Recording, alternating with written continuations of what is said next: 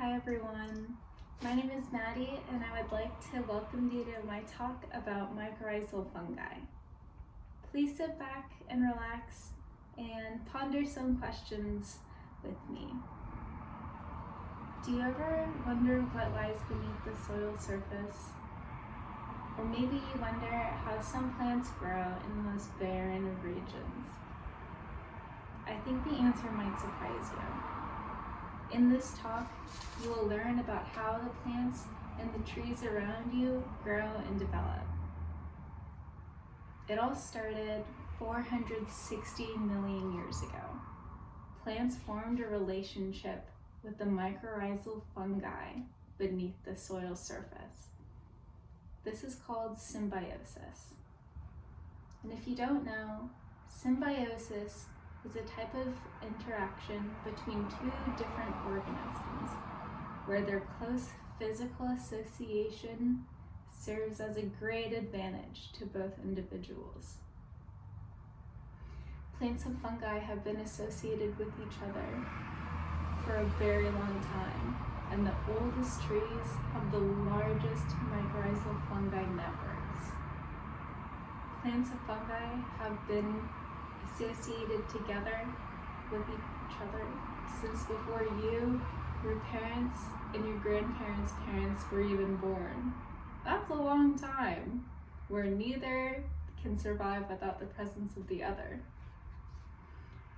And how exactly do they accomplish this symbiosis? Mycorrhizal fungi help plants grow and develop in exchange for nutrients that have been made by the plants during photosynthesis. It all starts when mycorrhizae colonize the plant's root system to transport water and nutrients from the soil. It turns out that mycorrhizal fungi is way better at uptaking nutrients and water from the soil than plants are. So what a great friend they are to have. Plants and mycorrhizae kind of act like an umbilical cord where the mycorrhizal fungi feed the plants the essential nutrients and water. So now we have all of these highways of nutrients and water transport pathways that have been created. What else can these underground fungal networks do? Well, they can also act like a personal bodyguard that help the plant defend against diseases and pathogens. And here's the real kicker. Mycorrhizal networks also form between trees, between different species. That's right, trees are able to exchange information and vital nutrients between each other because they're connected to the same web of mycorrhizal fungi networks. Kind of like how you and I call or text each other on the phone when we need help, trees can do the same thing because of these fantastic fungi. So now we've learned that mycorrhizae have several important functions. But why is this important? Why are we talking about this now? Well, I might have some sad news to bear. Urbanization and industrialization have severe impacts to native ecosystems that might be impossible to see without a microscope, but they are very, very much so apparent. Building the malls you visit on the weekends and converting rangelands to agriculture to grow food that you eat, and the growth of the human population have led to the destruction of very important ecosystems, especially the important underground ecosystems. Human activities have severely altered the connections between plants and their fungal partners. These fungi networks are under threat. Imagine you're in a car on the highway to go to the grocery store to get food for the week.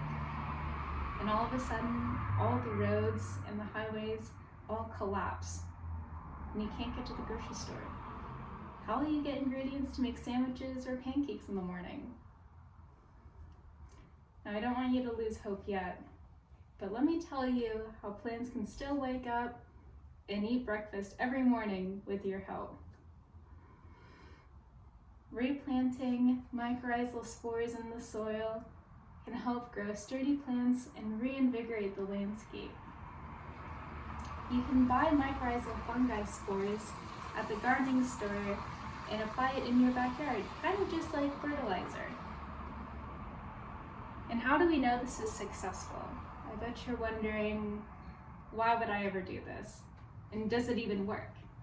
I can tell you that it does. So we know this is successful from several cases where mycorrhizal fungi was transplanted into the soil to help plants that belong to a degraded ecosystem and help them revegetate.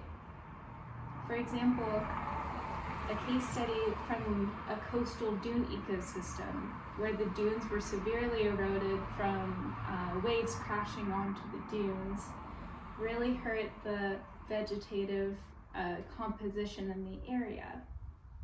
So the native grasses were taken from the beach and planted into a nursery where mycorrhizal spores were planted with the grasses. And it turns out that after the grasses had been planted back into the coastal dune ecosystem, they found out that 20 months later,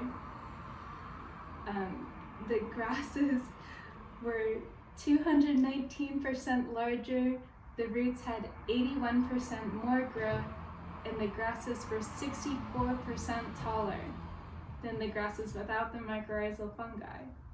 So super crazy stuff. Inoculating your personal garden with mycorrhizae is simple and accessible, and you can do your part in repairing these connections. So after learning about the ecological relationships between plants and the fungi, you may look below your feet and think a little differently about what's going on beneath the soil. Stressful times are best paired with supportive friends. Plants and fungi have developed important connections to each other in order to survive in harsh conditions. In our time together, you've learned about the vast underground economy that takes place below the soil's surface, where nutrients and water and important information are transported and traded among different plant species. And as you've learned, plants need mycorrhizal fungi relationships in order to survive. And these fungal relationships have been severely altered due to human activities, but you can help reconnect these long-lost friends. 90% of plants rely on mycorrhizal fungi to survive. These relationships are responsible for growing the food that you eat, maintaining the forests you visit, and protecting your gardens from disease. It's important to conserve these networks that we already have and heals the ones that have been lost. I encourage you to visit your local nursery and learn more about what kind of mycorrhizal fungi spores you can buy and plant in your garden to reinvigorate the magical ecology of your backyard. Thank you for listening to my talk, and I'll be around if you have any questions.